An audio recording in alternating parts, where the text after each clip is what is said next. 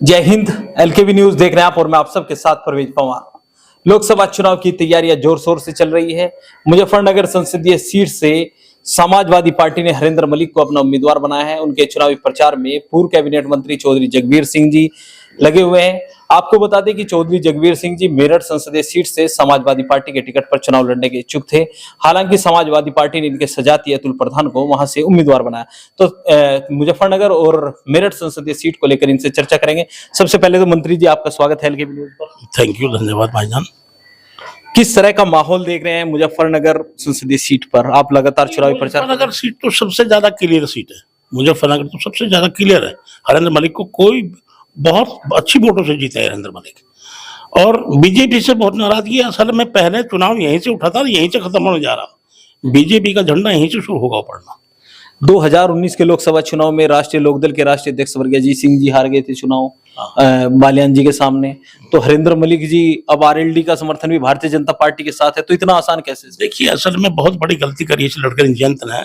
बड़ी मुश्किल से घाव भरा था वो हिंदू मुस्लिम का, अजीत सिंह ने।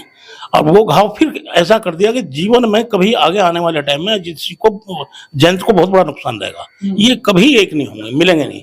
मुस्लिम वोटों को दूर भगा दिया, किनारे कर दिया।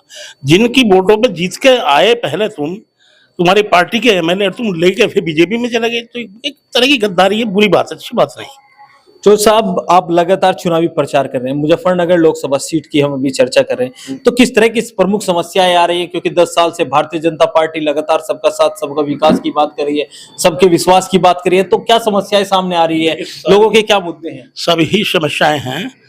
एक भी कहीं विकास, कोई किसी काम का विकास नहीं, शिक्षा नहीं, कोई अस्पताल का मामला कहीं बढ़ा है उन्होंने कुछ खोला हो, या इंजीनियरिंग कॉलेज खोले हो, कोई डेवलपमेंट हिंदुस्तान में किया हो बीजेपी ने, तो मुझको बताइए। कह रहे हैं कि देश विश्व गुरु बनने की ओर है। गलत है ये। इनके कहने से या फतवे करने से या झूठे जुल्मे करने से नहीं होता है। अभी अमेरिका में पता है, अमेरिका में तानाशाही माना जा रहा है इसको, लोकतंत्र को खत्म कर रहे हैं।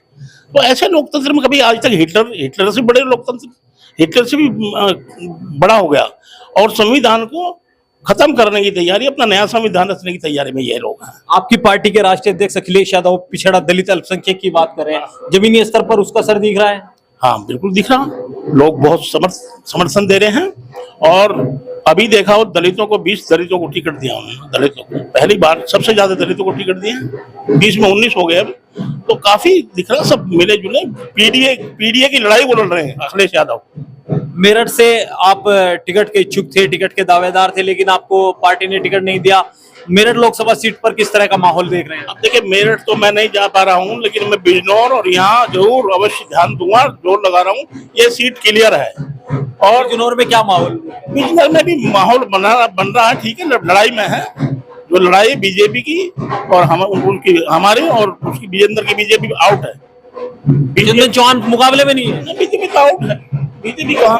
अरे 2.25 लाख 2.5 लाख सैनी चला गया। बीजेपी का वोटर था, वो सैनी का लड़का है, अच्छा विधायक है। तो चौधरी मंत्री जी को, चौधरी जगबीर सिंह हमारी बसपा से मुकाबला है बिजनौर में। तो पूर्व मंत्री चौधरी जगबीर सिंह जी को आपने सुना। आगे भी हम इनसे चर्चा करेंगे। अभी तो यह कार्यक्रम में शामिल होने के लिए यहाँ पहुंचे थे, समय कम था इसलिए कम चर्चा कर पाए। आगे भी इनसे चर्चा करेंगे अगले चुनावी समय में। तब तक के लिए बने रहिए एलकेबी न्यूज के साथ। चैनल अगर आपने अभी तक सब्सक्राइब नहीं किया तो चैनल को सब्सक्राइब कर ले। वीडियो फेसबुक पेज पर देख रहे हैं तो हमारा फेसबुक पेज फॉलो करें।